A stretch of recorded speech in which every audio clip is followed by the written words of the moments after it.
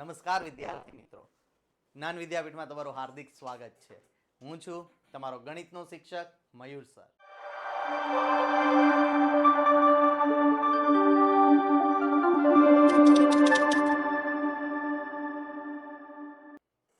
આપણે ધોરણ 8માં chapter number 8 basic પદાવલીઓ અને નિત્યસમની વાત કરતા હતા. પદાવલી શું છે, પદાવલી કેવી રીતે રચાય, પદાવલીના પ્રકાર શું છે અને એકપદી, દ્વિપદી, ત્રિપદી અને બહુપદી આ બધા પદાવલીઓના પ્રકાર છે. એની થિયરી, સજાતીય પદો અને સ્વાધ્યાય 8.1માં આપણે જોઈ ગયા એના દાખલાઓ.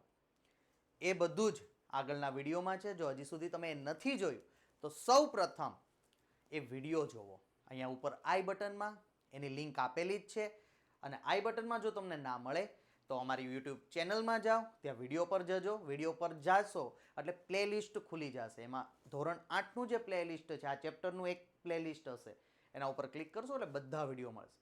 જેમ તમે થિયરી સમજશો ને, આ ચેપ્ટર તમને એકદમ ઇઝી લાગશે. રમતની વાત છે એવું ચેપ્ટર લાગશે, પણ થિયરી સમજ્યા પછી. લાસ્ટ લેક્ચરમાં આપણે બાદબાકીના દાખલા શીખાતા કે પદાવલીની બાદબાકીઓ કેવી રીતે થાય. એની આગળના લેક્ચરમાં આપણે સરવાળાઓ કરતા શીખાતા. આજે આપણે એક સ્ટેપ આગળ કંઈક નવું શીખવાનું છે. શું નવું શીખવાનું છે આજના વિડીયોમાં? આજના વિડીયોમાં આપણે પદાવલીના ગુણાકાર શીખવાના છે. અને શીખવાની શરૂઆત કંઈક નવું શીખીએ છીએ તો સૌપ્રથમ આપણે નાનાથી કરશું. તો સૌથી નાની પદાવલી કઈ હોય? એકપદી. તો આજે આપણે શીખશું એકપદીનો એકપદી સાથે કેવી રીતે ગુણાકાર થાય. ચાલો જોઈએ. તૈયાર છો ને બધા? યસ, ચાલો જોઈએ. જો આવી ગયું છે ફરતું ફરતું એકદમ. શું આવ્યું? એકપદીનો એકપદી સાથેનો ગુણાકાર, સ્વાધ્યાય 8.2. ચલો, પહેલો દાખલો. એકપદીનો એકપદી સાથેનો ગુણાકારમાં જો ખાલી 4 આપ્યું છે, એક જ આપ્યું, એકપદી છે. 7p આપ્યું, એકપદી છે.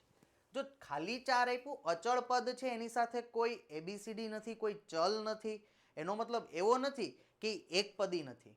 એને પણ આપણે એકપદી જ કહેશું. સમજાણું? એટલે એમાં કન્ફ્યુઝ ન થતા.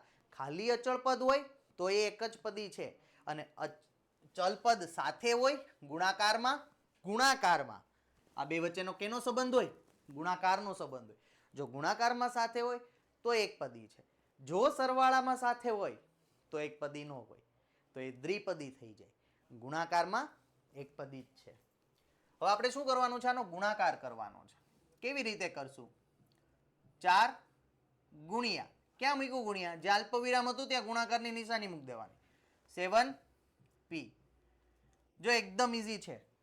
અંકનો ગુણાકાર અંક સાથે. અંકનો ગુણાકાર કોની સાથે? અંક સાથે. 4 સત્તા 28. ચલપદનું શું કરશું? આની સાથે ગુણાકારમાં મૂકી દો પાછળ p. ખાલી એક જ ચલ હતું એટલે એક ચલ મૂકી દીધો આપણે. આવી ગયો આપણો આન્સર. છે ને એકદમ ઈઝી. આવા જ બધા ઈઝી દાખલા છે આ સ્વાધ્યાયમાં. ખાલી થોડુંક ધ્યાન આપો એટલે આવડી જશે. ચાલો, શું છે હવે બીજામાં? જો -4p એક જ પદ છે, 7p એક પદ છે. એકપદીનો એકપદી સાથેનો ગુણાકાર.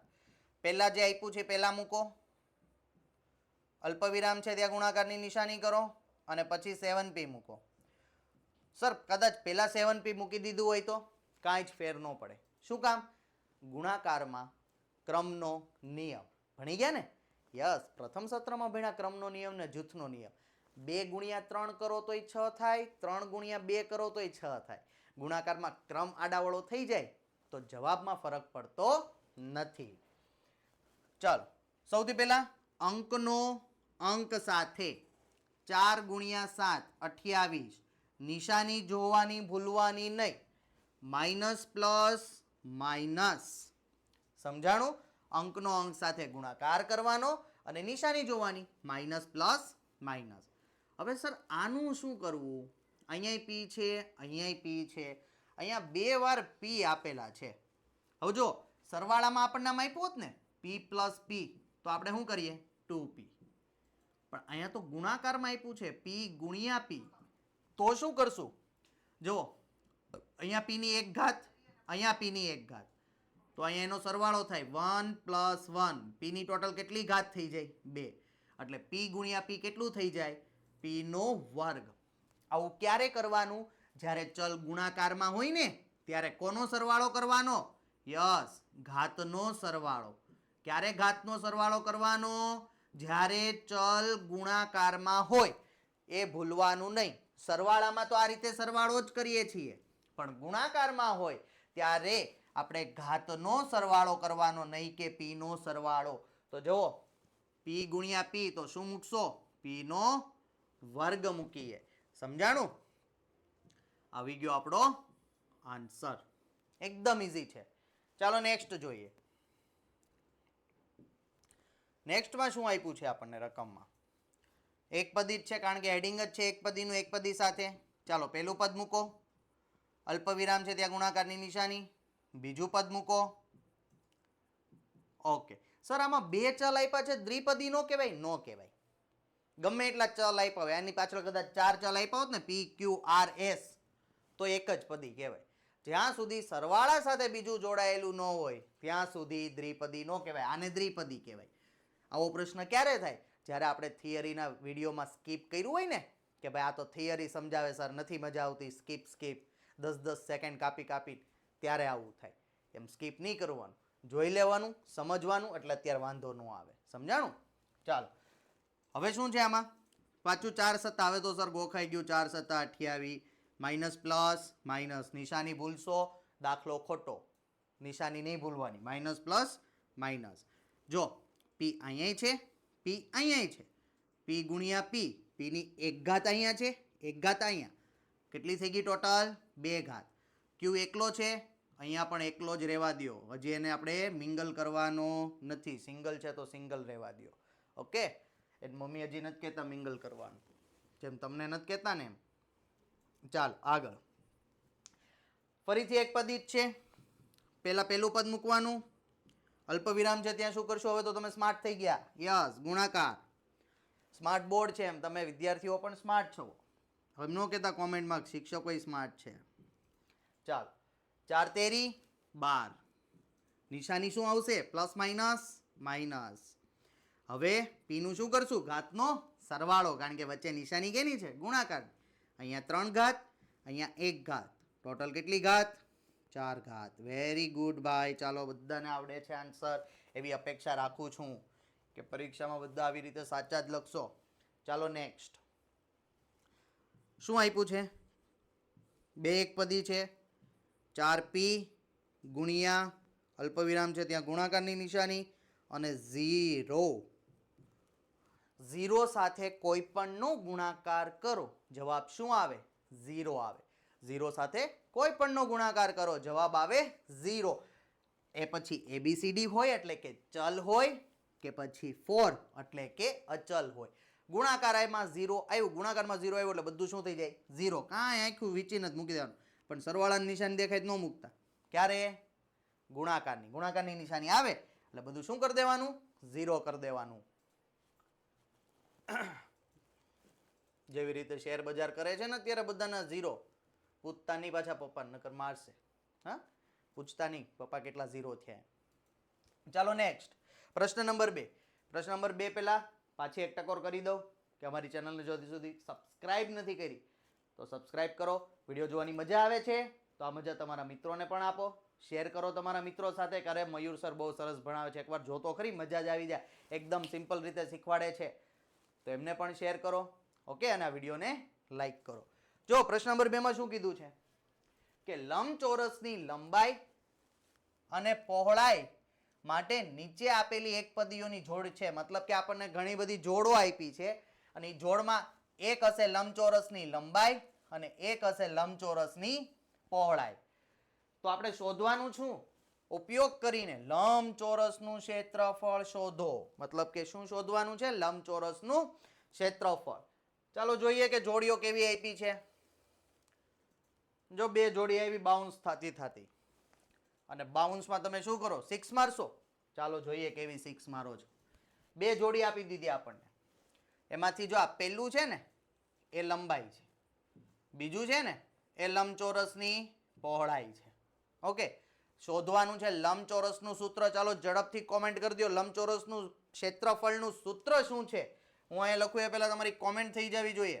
લંબચોરસના ક્ષેત્રફળનું સૂત્ર છે લંબાઈ ગુણ્યા પહોળાઈ.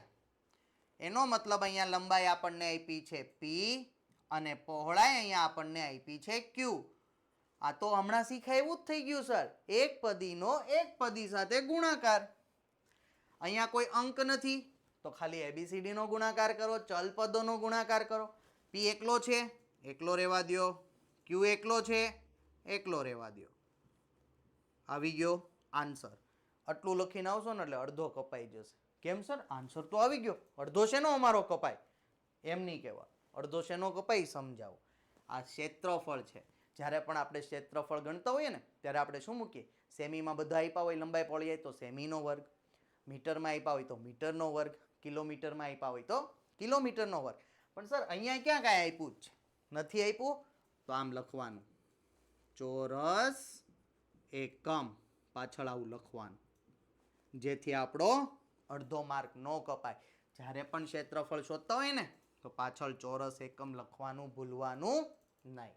ચાલો બીજો જોઈએ. પેલું છે શું છે આપણી લંબાઈ, બીજું શું છે પહોળાઈ. સૂત્ર આપણે સૌથી પહેલા મૂકવાનું લંબચોરસનું ક્ષેત્રફળ બરાબર લંબાઈ ગુણ્યા પહોળાઈ.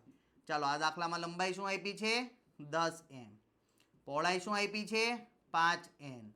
ચાલો અંકનો ગુણાકાર કરો 10 ગુણ્યા 5 50. ચલનો ગુણાકાર કરો m n. આન્સર આવી ગયો. કઈ લખવું પડે પાછળ? યસ, ચોરસ એકમ. શું લખવું પડે? ચોરસ એકમ. આપણને આવડે છે તો આપણે અડધો માર્કે શું કામ જવા દેવો? લખી જ નાખવાનું ચોરસ એકમ. ચલો બીજી જોડીઓ આપી છે? યસ આવી. બીજી હજી 2 જોડીઓ આપી છે. તો સૌથી પહેલા સૂત્ર મૂકીએ લંબચોરસનું ક્ષેત્રફળ બરાબર લંબાઈ ગુણ્યા પહોળાઈ. જેટલી વાર લખશો એટલી વાર રિવિઝન થશે એટલે બોલતું જવાનું. ચાલો પહેલું લંબાઈ શું આપ્યું છે 20x નો વર્ગ ગુણાકારમાં પહોળાઈ શું આપી છે 5y નો વર્ગ. ચાલો 20 × 100 અંકનો અંક સાથે ગુણાકાર.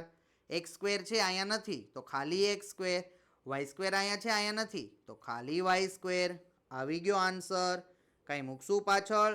યસ સર, ચોરસ એકમ. હોશિયાર થઈ ગયા, બહુ તેજ થઈ ગયા જો હમણાં તમે બધા. ચાલો હજી એક જોડ આપી છે. સૂત્ર મૂકીએ લંબચોરસનું ક્ષેત્રફળ બરાબર લંબાઈ ગુણ્યા પહોળાઈ. પેલું લંબાઈ હોય શું આપ્યું 4x, બીજી પહોળાઈ હોય શું આપ્યું 3x સ્ક્વેર. ચાલો પહેલા અંકોનો કરીએ. 4 તેરી 12. x અહીંયા છે x અહીંયા છે, વચ્ચે ગુણાકારની નિશાની એટલે શું કરવાનું? ઘાતનો સરવાળો. અહીંયા કેટલી ઘાત છે 1, અહીંયા કેટલી છે 2, તો ટોટલ કેટલી થઈ ગઈ x ની 3 ઘાત. પાછળ શું લખશું? ચોરસ એકમ. વેરી ગુડ બેટા. છે ને એકદમ ઈઝી. જો નાના નાના દાખલા એકદમ ઈઝી હતા. આજનો વિડીયો અહીંયા સુધી. સ્વાધ્યાય 8.2 ના બીજા દાખલા આપણે નેક્સ્ટ વિડીયોમાં જોશું. અને હજી સુધી જો તમે અમારી ચેનલને સબસ્ક્રાઇબ નથી કરી તો સૌપ્રથમ સબસ્ક્રાઇબ કરો, તમારા મિત્રો સાથે શેર કરો, આ વિડીયોને લાઈક કરો. અને આના ઘણા બધા વિડીયો આપણે બનાવેલા છે, ઓલરેડી અપલોડ થઈ ગયા છે. એ અમારી ચેનલના પ્લેલિસ્ટમાં છે. અમારા ઇન્સ્ટાગ્રામ, ટેલિગ્રામ અને વોટ્સઅપ એકાઉન્ટમાં જો તમારે જોડાવવું હોય તો આ વિડીયોના ડિસ્ક્રિપ્શનમાં લિંક આપેલી છે. આ વિડીયોની નીચે છે ને તમે ક્લિક કરશો ને એટલે ડિસ્ક્રિપ્શન ખુલી જાય. એમાં લખેલું જ છે ઇન્સ્ટાગ્રામની લિંક છે, એના ઉપર ક્લિક કરો એટલે ઇન્સ્ટાગ્રામ ખુલી જાય. ટેલિગ્રામ ઉપર ક્લિક કરો તો ટેલિગ્રામ ખુલી જાય. વોટ્સઅપ એમાં પણ અમે વિડીયો શેર કરતા હોઈએ જેથી કરીને તમને અપડેટ મળતી રહે. અને જો બીજું શું કરવાનું અપડેટ મેળવવા માટે? સબસ્ક્રાઇબ કરીને બાજુમાં છે ને એક બેલ જેવું બટન હોય એ દબી દેવાનું. એ દબો ને એટલે તો પણ તમને નોટિફિકેશન મળે કે હાલો ભાઈ મયુર સરે વિડીયો અપલોડ કર્યો, તમારા મોબાઈલમાં ટન કરીને થશે, પપ્પાના મોબાઈલમાં, તમારામાં નહીં. ઓકે, તો એ પણ આપણે કરવાનું છે. આજનું આપણે અહીંયા સુધી રાખીએ છીએ. થેન્ક યુ, નમસ્કાર, આભાર.